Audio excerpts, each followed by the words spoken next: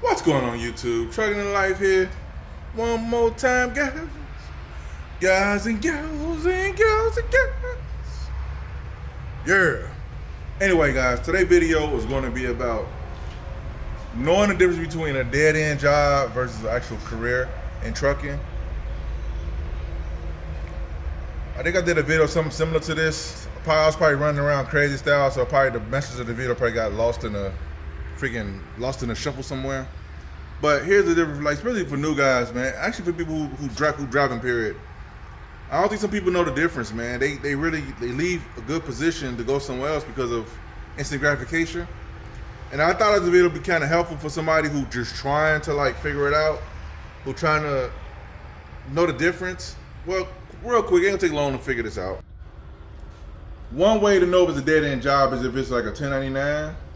That's a telltale sign.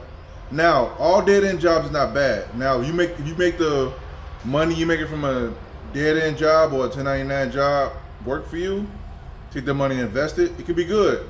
But long term, I don't think it's too good for somebody who looking to be in this for the long haul.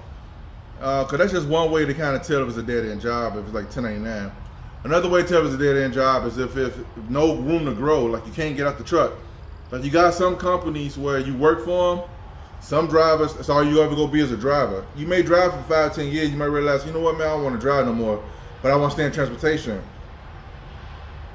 That company don't have the opportunity for you. All you as a driver, sometimes they ain't got no office for you to go to, it's just whatever. And this is like on the company driver side, guys. This ain't got nothing to do with being on op right here. When you're an operator, you're on a whole different plateau. This is for company drivers who are doing this business, but you don't know the difference between a career and a dead-end job. You don't know the difference between them two. You'll mess around and jump around, bouncing all crazy stuff. If you get into this business, you don't know the difference. You might leave a really good company and go with a company that seems like it's better up front, but when you look at it, after you be there for a while, you realize I might have made a bad move. You know what I'm saying? So now, either one of these companies could work for you. You could have one that's the dead-end job but pay more up front, like the 1099, for example, or it may have different benefits for your situation. It may offer flexibility. You may be able to work part-time if you want to. I mean, they kind of don't care what time you come in. They give you a window to come in, and you can just come in and just do your loads and go home. Versus a career, more likely if it's a career transportation job, they want you to be there. You probably have a start time. You probably got like a meet time or appointment time. You got to be at certain customers by. And also too, a dead end job don't necessarily have to be a bad thing, but on the same token, a dead end job don't have no room for growth as far as the pay. The pay, as far as the pay go with a dead end job, like you just start off with that one pay and that's it. Ain't no tier system to like you be here so much time. A dead end job is like one of the jobs you go and talk to the boss man, like, hey man, what's up with the pay, man? I need some more money around here. And he said, well, let me think about it, man. You in the negotiating your pay type of deal. Now that could work too, but I found out companies with careers, which I'm gonna get to in one moment, they got a tier system. So you work so much time, you make this much money. You got something to look forward to as far as the pay. You get safety bonuses, etc. So this brings to the point of like a career. This is the difference between a dead end and a career. A career is you got room to grow there. You come in at a certain pay, you be there so much time served, and you get this much pay increase. You may get safety bonuses. You may get like different opportunities like to grow within the company. Like you may be like start off as a driver. You may start off as a driver, but then you also have the opportunity to eventually get out the truck if you want to, go in the office, become a supervisor, probably a dock supervisor, probably a dispatcher, whatever. That's one way to kind of to see if you got a career opportunity to have a career job. It's not dead end. Now with the career course, it's gonna require you to do more. You gotta be there at a certain time. You got point systems probably, you got so many accidents, you're probably out of there. Now, a lot of people may say, well, what's the difference? What's the real major difference here? The major difference is a career you want to look for a career as far as like if you want to be in a longevity. You want to be in trucking a long time, and you want to kind of secure your future and have a better chance. Because to be honest with you, there's nothing really secure because trucking is very volatile. But if you want to have a better chance of securing a possible better situation for you down the road, as far as like retirement goes, as far as like having 401k and all that stuff, I don't know if there's many more pensions out here now. But you might want to go the career route. Now, if you wanted something short term to kind of get some bread up front, go a dead end trucking route. They kind of got flexibility. You might have to pick up kids from school at a certain time. This company don't care. As long as you come in and do a couple loads, they don't care. Just because you come back tomorrow. There's some companies out here that can really work if you really work them. But I think a lot of people, they don't know the difference between the two. So they mix up a career company versus a dead end company. And I see people that think, I should be honest with myself, many people I talk to, I don't think they even think about the career company, the dead end job type deal. They just see that, man, I can make a couple more dollars over here, I'm gonna go. Bro, I'm gonna say this, guys. I like giving examples, of course, as I always do. Let's say you're working this job that pays $26 an hour, right? $26 an hour, but you have to work about 10 hours, 12 hours a day if you want to. If you want to do more, they don't care about that. They don't care. As long as you come in and do your work, they don't care, right?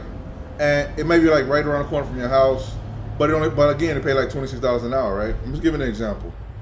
For somebody who actually might be in this position right now, you got to think before you leap, man. So let's just say $10 an hour, $26 an hour, and you do what you do, right? And say another company may come and say, hey, man, we paying $35 an hour, right? And you're like, man, $35 an hour, but yeah, it's about a good 40, 50 miles away from your house one way now. Whereas the company you with now probably like 5 miles away or 2 miles away, right? It's not that far. And you probably got to pay tolls to go there, to the other company. But it pays, let's say, almost $9 more per hour, right? Well, what if you leave the company that was paying $26 an hour about 10, 12 hours? They don't care how much you work. As long as you legal within DOT and you get your money and go home, they don't care. But you go over to this company, pay $35 an hour, now they pocket watch it. Now they want to make sure that you only do 7 hours, 8 hours a day, if that. And you figure you're making more per hour, so you should make more per paycheck, right? Well, I'm here to tell you guys, that's not always the case. You got to factor in a lot of things. How is that company working out for your situation? Is it worth the move? Yeah, $9 more per hour. You think like, man, who can't beat that, right? Yeah, if you making $35 an hour when you're only working 25 hours a week versus you before doing $26 an hour, and you're working 50, 60 hours a week. I mean, come on. I mean, I know at a glance it look like the $35 an hour is better, but you guys got to look at the whole picture. How consistent is the company? Are they growing as a company? Do they have freight? Do they have work? Do they have layoffs? And if they do have layoffs, do they pay y'all for layoffs? Or do they bring y'all back after the layoff? It was this guy, he left this company that was making, I forgot how much he said per hour it was. And he went with another company, it was like, I forgot what they was paying. I know they was paying more. At a glance, he's making less than what he was making before because he's driving more to get to his company now. And he's making more per hour, but now he's paying more in like commute time. So he's still working like a lot of hours, but he's not getting paid for because more personal commute now. And I've seen a lot of guys do that. They'll jump for like $2 more per hour. They'll jump for like better benefits. But you gotta look at more than just the money. I get the money is the problem. I get it. Sometimes you gotta make more money. But you gotta look at how much it'll cost you in the long run. Is it more out of a way? You gotta do more traffic in the morning? It's been guys that I used to work at a company some years ago. This guy lived literally across the street from the terminal, and he left that company for another company that paid like I think it was like $1.50 more per hour.